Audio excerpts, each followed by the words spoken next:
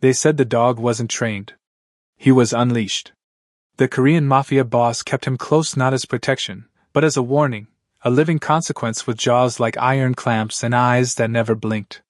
The attack dog had turned handlers into headlines.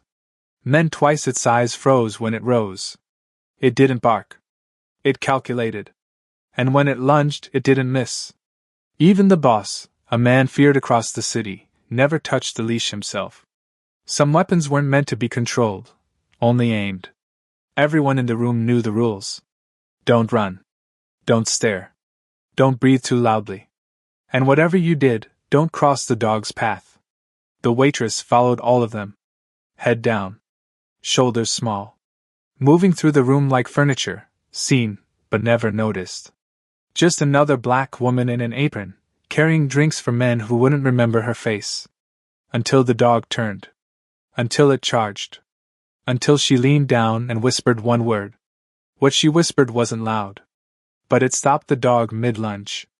If you're ready for a story about power, dignity, forbidden love, and the sweetest revenge you've ever witnessed, then you're in the right place. Hit that subscribe button and turn on notifications because this channel brings you the most addictive romance stories you won't find anywhere else. Drop a fire in the comments if you're team revenge. And let's get into this story. The boss arrived without ceremony, and yet the room bent around him like gravity had shifted. Baek Sang-go didn't announce himself. He never needed to. Conversations lowered on instinct. Laughter died halfway through breath. The music didn't stop, but it felt like it should have. He moved through the private lounge with the calm precision of a man who had never been challenged and never expected to be. His suit was immaculate, black on black, tailored so cleanly it looked poured onto him. Tattoos crept from beneath his cuffs and up his neck, inked reminders of wars already won. His face held no emotion. Not arrogance. Not anger. Just control. Cold, measured, absolute. But no one was watching him. They were watching the dog. The attack dog walked half a step behind Sang-go, massive shoulders rolling with each silent stride. A thick steel collar circled its neck, scarred and worn, not from restraint, but from impact. The animal's head stayed low, eyes scanning, calculating distances, memorizing exits. This wasn't a pet. It wasn't even security. It was enforcement. People whispered stories about it the way they whispered about executions. A handler who twitched too fast. A rival who reached into his jacket. A bodyguard who tripped and made the mistake of falling forward instead of back. 3 handlers fired. 2 hospitalized. 1 never worked around dogs again. The boss didn't give commands. He didn't need to. The dog didn't wait for them. Across the room, Alicia moved quietly between tables, balancing a tray that felt heavier with every step. She kept her eyes on the floor, not out of fear, but habit. You learned early which people wanted to be seen, and which wanted you to disappear.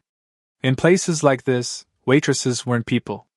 They were extensions of the room. Furniture that refilled glasses and absorbed insults without reaction. Her feet ached. Her back screamed.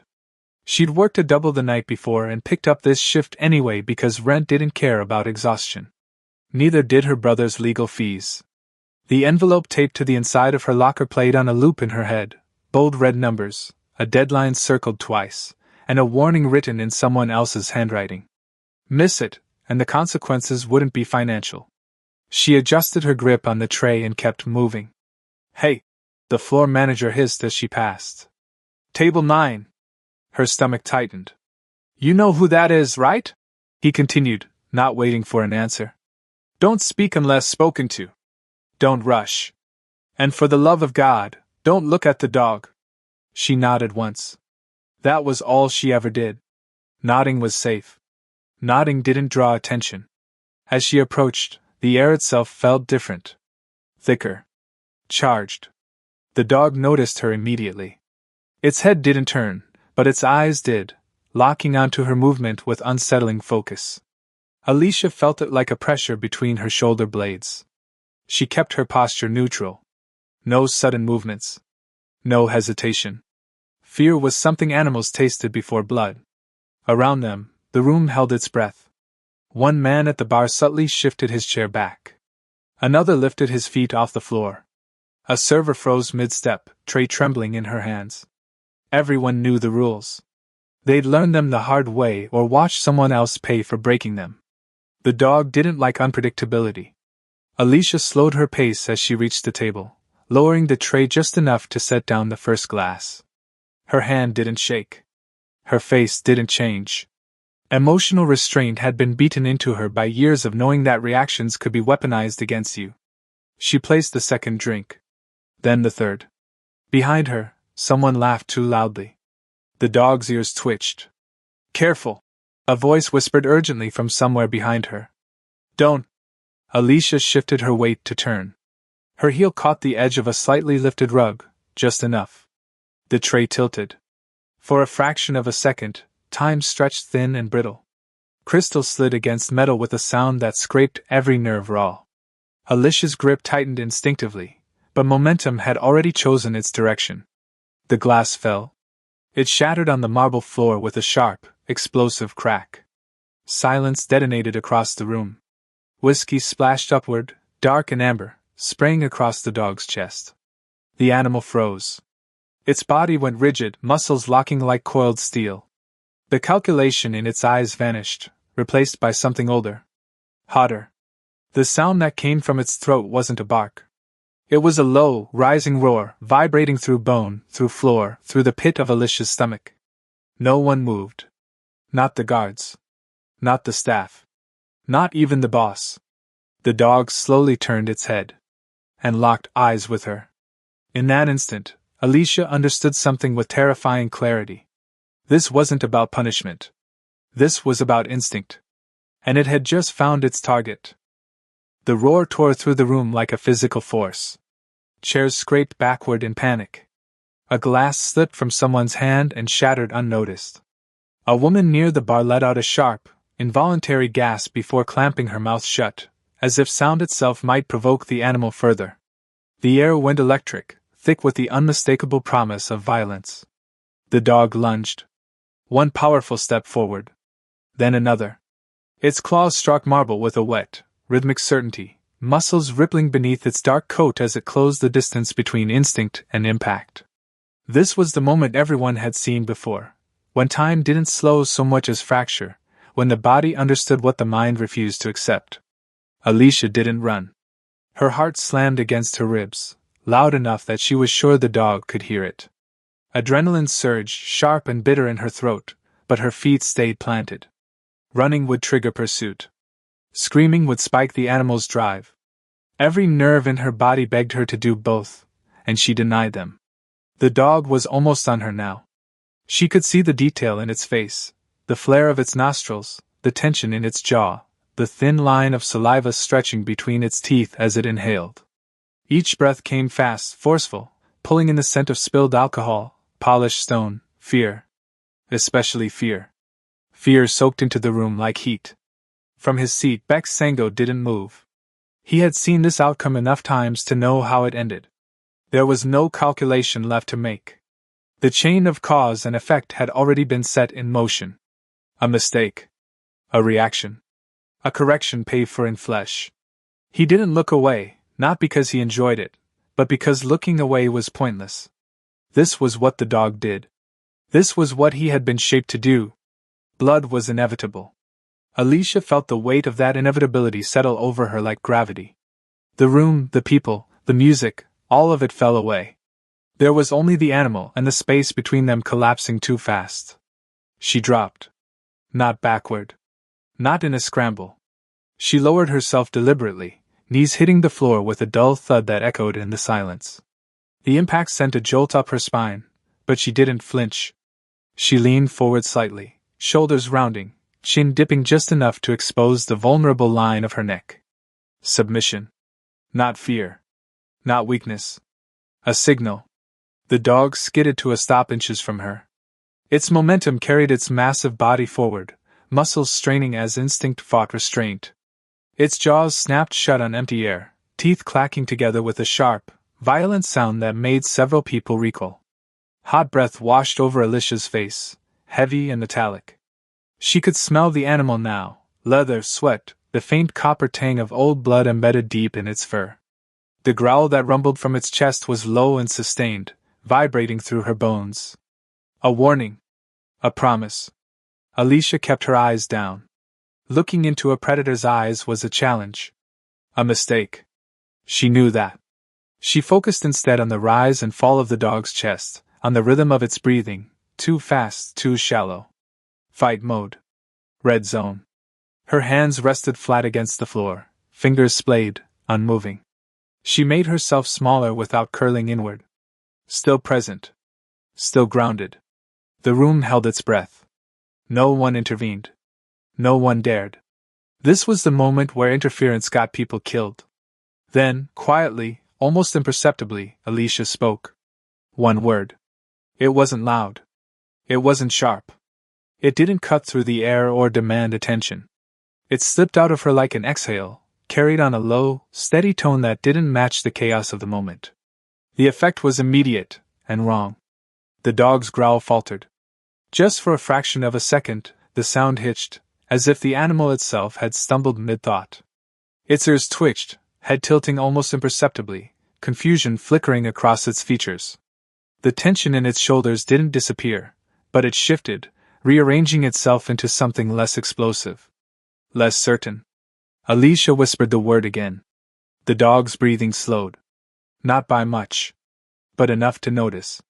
Enough that the people watching felt the shift ripple through the room like a change in pressure. Someone swallowed loudly. Another person leaned forward, unable to look away now, even if they wanted to. The animal's weight shifted backward, claws scraping softly against the floor as it adjusted its stance. Its head lowered a fraction, nostrils flaring as it drew in Alicia's scent again. Sweat, fabric, something else underneath. Something familiar. The dog didn't retreat. It listened. Alicia's voice remained steady, threading through the tension with deliberate calm. She didn't repeat the word a third time. She let it hang there, giving the animal space to process it. To choose. Seconds stretched. The growl faded into a low, uncertain rumble before disappearing entirely. The dog's mouth closed. Its jaw unclenched. The rigid line of its spine softened, muscles no longer locked for impact but coiled in wary readiness instead. Slowly, almost reverently, the massive head dipped. The dog's nose brushed the floor. A collective gasp rippled through the room. Someone whispered, "What the hell?" under their breath. Alicia exhaled for the first time since the glass had shattered, her breath shaky but controlled. She didn't move. Movement would break the spell. She waited, listening to the animal's breathing settle into a deeper, more measured rhythm. Inhale, exhale. Inhale, exhale. The dog sat. Not abruptly. Not obediently. Carefully, as if the decision itself carried weight. Silence crashed down around them, heavier than the roar had been. Sango stood. The scrape of his chair against the floor sounded unnaturally loud in the aftermath. His guards tensed instinctively, hands hovering near weapons, eyes darting between the boss and the dog. Sango ignored them. His gaze was locked on the scene unfolding in front of him. The dog, his dog, was calm. Not restrained. Not confused by pain or threat. Calm. And it wasn't looking at him. Its attention remained fixed on the woman kneeling on the floor, shoulders squared, hands steady, as if she were the only thing anchoring it to the present. Sango had given commands before. Short, sharp words that cut through noise and demanded response. The dog had followed them, mostly. Enough to be useful. Enough to be feared. But this was different. This wasn't obedience. It was recognition. For the first time since he'd acquired the animal, Sango felt something unfamiliar tighten in his chest. Not anger. Not satisfaction. Uncertainty. Because the dog hadn't stopped for him. It had stopped for her. The silence didn't break. It relocated. Whispers followed Alicia as she was escorted out of the lounge, not by guards gripping her arms, but by the weight of dozens of stares pressing into her back. Some were stunned. Some were furious. Most were afraid. Fear didn't always look like panic. Sometimes it looked like resentment, sharp, quiet, and patient. The dog walked beside her. No leash. No command. Just presence.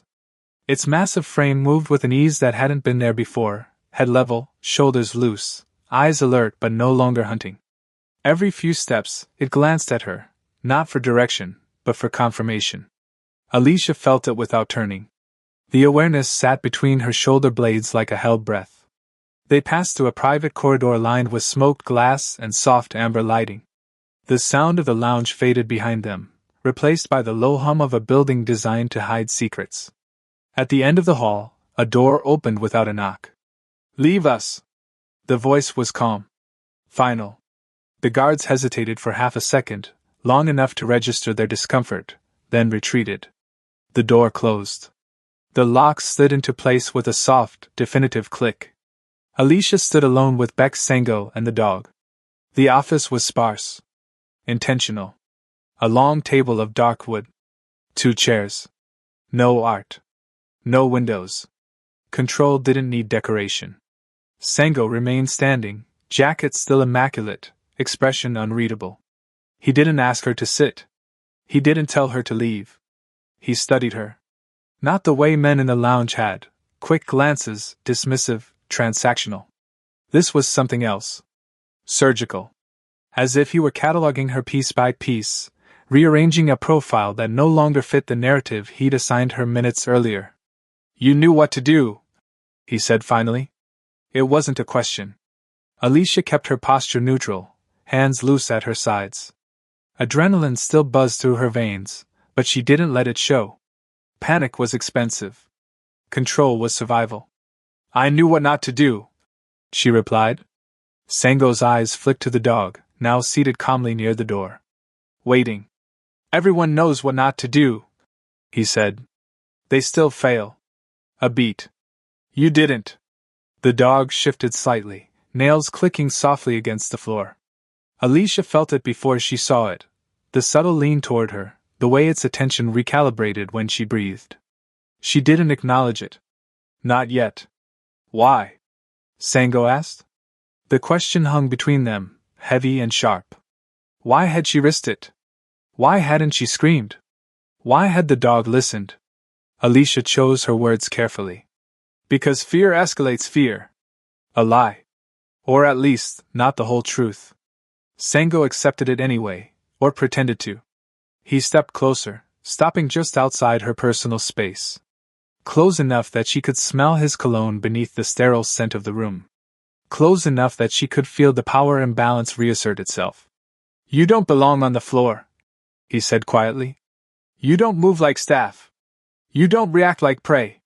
He reached into his jacket and withdrew a slim tablet, tapping the screen once before holding it up, not shoving it in her face, but presenting it. A photo flickered into view. Not recent. Grainy. Alicia in a different uniform. Different posture. Standing beside a dog that looked smaller but no less intense. Her jaw tightened involuntarily. "You disappeared," Sango continued. "No records. No goodbye. People like you don't vanish unless they are forced to." He lowered the tablet. "I don't care why you left," he said. "I care that you came back." Alicia didn't respond. Silence was safer than denial. "I'm offering you protection," Sango said. "From whatever pulled you underground. From whatever is waiting for you when this night ends." He glanced at the dog again. "In return, you stay. You keep him stable. Focused. Under control." The words were precise. Deliberate. Control. Alicia felt the trap close around her. Protection meant confinement. Stability meant responsibility. Staying meant losing the option to disappear again. This wasn't empowerment.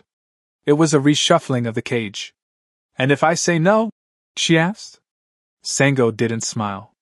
He didn't threaten. He simply tilted his head slightly, considering her. "Then you walk out," he said. "And the world resumes its interest in you." The implication was clear. Interest could be violent. The dog rose to its feet and moved to her side. Not aggressively. Not protectively. Willingly. Alicia's breath caught despite herself. She hadn't commanded it. Hadn't signaled. The animal had chosen proximity. Around the edges of the room, the staff watching through tinted glass stiffened. Someone muttered under their breath. Another crossed their arms, jaw tight. Fear curdled into something else. Resentment. Sango noticed. Of course he did. They will hate you for this, he said calmly. People fear what they cannot control. And they fear it more when it chooses someone else. Alicia met his gaze for the first time. You're not afraid. No, he said. I'm curious. A long pause stretched between them. Have you done this before? He asked. Not this. Not the dog. Not tonight. Just this. Alicia's fingers twitched once at her side before she stilled them. Enough to know when it works, she said. Sango studied her a moment longer, then nodded once. A decision made. Very well, he said. You stay. The lock disengaged. As Alicia stepped back into the corridor, the dog followed without hesitation, its presence a silent declaration that didn't go unnoticed. Conversations died as she passed. Eyes tracked her movements. Fear sharpened into hostility. Somewhere far from the lounge, beyond the glass and steel and controlled violence, a man stood in the shadow of a parked car, watching the building's upper floors through a scope he hadn't used in months. He lowered it slowly. So that's where you ran, he murmured, and smiled. The estate didn't sleep. It only pretended to. From the outside, Sango's compound looked untouchable. Layers of steel, glass, and silence stacked into something that felt more like a monument than a home. Inside, it moved constantly. Cameras rotated with soft mechanical sighs. Guards shifted posts on schedules that never repeated. Every corridor carried the low hum of power held in reserve. Alicia felt it the moment she woke. The room she'd been given was immaculate, almost aggressively so. No personal touches. No signs anyone had ever stayed long enough to leave an imprint. She sat on the edge of the bed, rubbing her palms together, listening to the faint echo of her own breathing. The dog lay on the floor near the door, massive body relaxed, eyes half-lidded but alert. He hadn't left her side. Not once. Word traveled fast in places like this. By morning, everyone knew. The staff avoided her gaze. Guards stiffened when she passed. One of the senior handlers refused to be in the same room as the dog anymore, muttering about bad luck and broken hierarchies.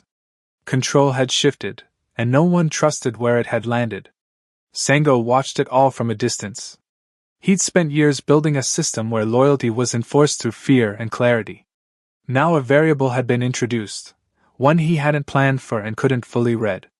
It wasn't the dog that unsettled him. It was the speed at which the balance had changed. The city noticed these things. So did people who made their living exploiting imbalance. Miles away, in a building that smelled of stale coffee and disinfectant, Captain Marcus Hale stared at a paused video frame on his monitor. The footage wasn't supposed to exist. A private room. A shattered glass. A dog frozen mid-lunge. And a woman kneeling on the floor. Hale leaned back in his chair, fingers steepled beneath his chin. To the public, he was a decorated officer with a reputation for cleaning up messes. To the right people, he was a fixer, a man who knew how to erase problems before they reached daylight. Alicia Munro had been one of those problems once. She didn't die, he murmured, irritation threading through his voice. That's inconvenient. He tapped a key, pulling up another file. Financial records. Court dates. A familiar last name jumped out at him. Her brother. Hale smiled thinly. Back at the estate, Alicia's phone vibrated for the first time since she'd arrived. No number. No name. Just a message. We need to talk. Her stomach dropped. She didn't reply. She didn't have to. A second message followed almost immediately, this one accompanied by a photo. A grainy image of her brother stepping out of his apartment building, head down, jacket pulled tight against the cold. Time-stamped. Recent. The dog's head lifted, ears angling toward her as her pulse spiked. They found you, Alicia whispered, more to herself than to him. The pressure built quickly after that. Deliveries delayed. Permits stalled. A routine inspection turned aggressive. One of Sango's shell companies was suddenly under investigation, accounts frozen pending review. None of it was overt. All of it was coordinated. Sango recognized the pattern. Someone is testing the perimeter, he said later that night, standing at the edge of the security room as screens flickered with live feeds. Not gangs. Not rivals. Alicia stood beside him, arms folded tight. Law enforcement? Worse, Sango replied. People who pretend they are. Another vibration buzzed in her pocket. This time, the message came with a location pin. You have until tonight. Fear shifted shape inside her. It wasn't sharp panic. It was colder. Heavier. The kind that settled in your chest and refused to move. They want me gone, she said quietly. Sango turned to look at her. They already did. She met his gaze. They know about him. The dog, sensing the tension, moved closer, his shoulder brushing her leg. Sango followed her glance. Then he's a liability, Sango said flatly. The word hung there, ugly and unavoidable. Alicia's phone buzzed again. This time, it was a video. Her brother sat in a chair under harsh fluorescent lights, wrists bound, face pale. Someone stood behind him, just out of frame. A hand rested casually on his shoulder, possessive, cruel. Hale's voice came through clear and calm. You made a very impressive mess last night, he said. Unfortunately, messes attract attention. And attention gets people hurt. The hand tightened. Alicia's breath hitched. You're going to open the east gate, Hale continued. You're going to leave it open for exactly 3 minutes. Long enough for a problem to be solved. The camera tilted slightly, revealing a small syringe placed carefully on the table in front of her brother. And you're going to make sure the dog doesn't interfere. The video cut. Silence filled the room, thick and suffocating. Sango didn't speak right away. When he did, his voice was low, controlled, but something dangerous moved beneath it. This is leverage, he said. They're using you to reach me. They're using him to reach me, Alicia replied, her voice barely steady. The dog pressed his head against her thigh, grounding, present. Unaware of how central he'd become to a war he couldn't see. If you don't comply, Sango said, they'll hurt your family. If I do, Alicia said, they'll kill you. The truth settled between them like a loaded weapon. Outside, the city pulsed on, unaware of the line being drawn through its heart. Somewhere in that sprawl, Captain Hale checked his watch and smiled. Alicia closed her eyes. The ultimatum was clear. Betray the man who protected her, or lose the only family she had left. And the clock had already started ticking. Alicia didn't sleep. She sat at the small desk in her room long after the estate had dimmed into its artificial night, phone face down, the echo of Captain Hale's voice looping in her head. Every instinct told her to plan alone. To run scenarios. To calculate survival the way she always had, quietly, without witnesses. Instead, she stood. The dog rose with her. They walked the corridor together, their footsteps swallowed by carpet and silence. Guards glanced up as she passed, hands twitching toward weapons, unsure whether to stop her or step aside. The dog decided for them. It moved forward with calm authority, and the path opened. Sango was in his study, jacket discarded, sleeves rolled, standing before a wall of city lights that glittered like a map of everything he controlled. He didn't turn when she entered. He already knew. You're late, he said. I had a choice to make, Alicia replied. That made him turn. She didn't soften it. Didn't hedge. She held his gaze and placed her phone on the desk between them, sliding it forward. The screen lit up with the frozen image of her brother bound to a chair. This is who they really want, she said. And this is how they're going to get him. Sango watched the video in silence. No outburst. No denial. When it ended, he let the screen go dark and finally looked at her, not as a boss, not as a threat, but as a man weighing betrayal. They think you'll open the gate, he said. Yes. They think you'll neutralize the dog. Yes. And you came here to tell me. Yes. The pause that followed was razor thin.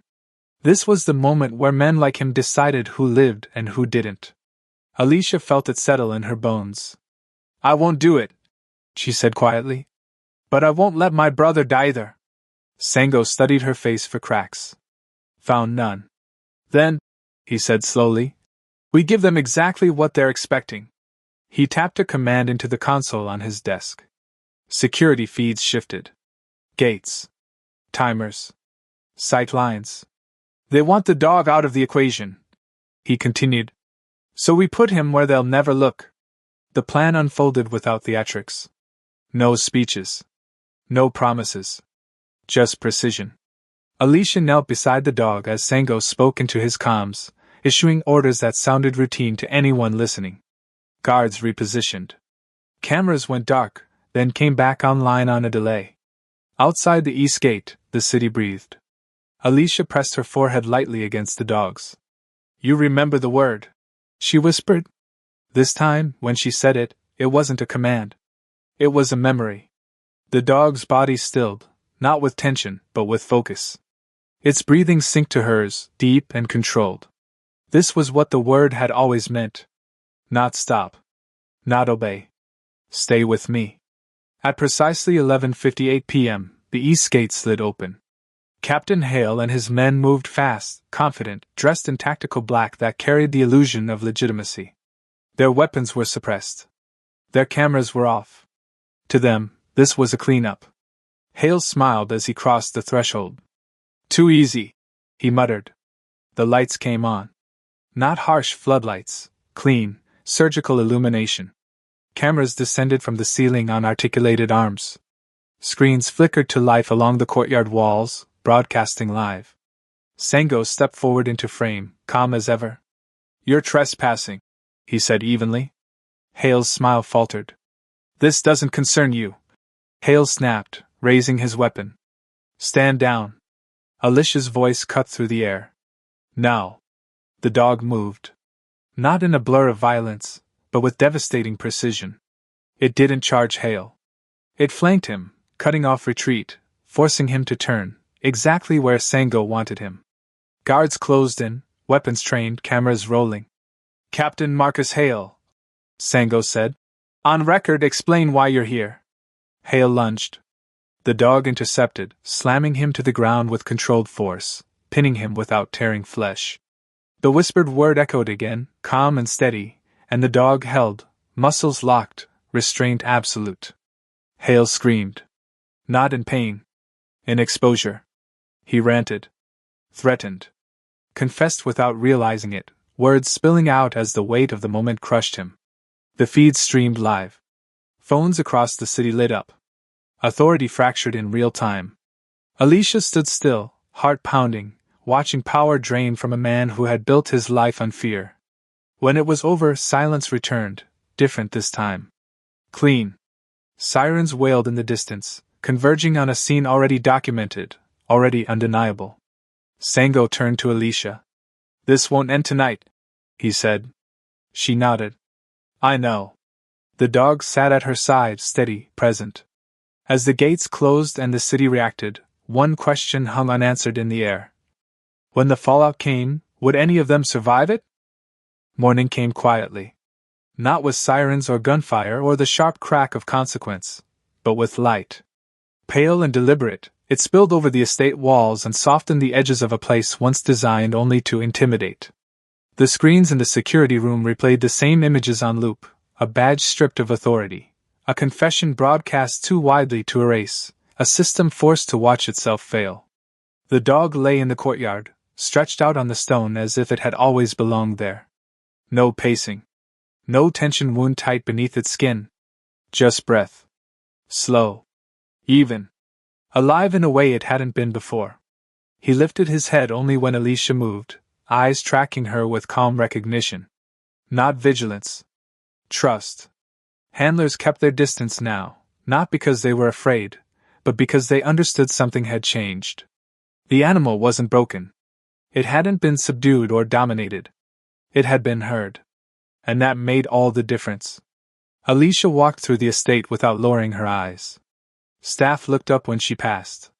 Some nodded. Some stepped aside. No one mistook her for furniture anymore. She wasn't invisible. She was accounted for. In a world that measured worth by fear, she had rewritten the math. Sangha watched from the balcony above. He looked the same to outsiders, composed, immaculate, untouchable, but something fundamental had shifted. He no longer needed silence to prove power. He no longer relied on the dog as a threat. Control had given way to clarity. Respect had replaced intimidation. The city would adjust. It always did. Alicia stopped at the edge of the courtyard. The dog rose at once. She didn't gesture. Didn't raise her voice. She spoke the word one last time, not as a test, not as a command, but as a shared understanding forged in pressure and patience. The dog came to her and sat. Perfectly still. Perfectly calm. Around them, the world held steady. This was the new order. Not chaos restrained by violence, but power anchored by awareness. A boss who ruled with foresight. A woman who refused to disappear. An animal no longer weaponized but whole.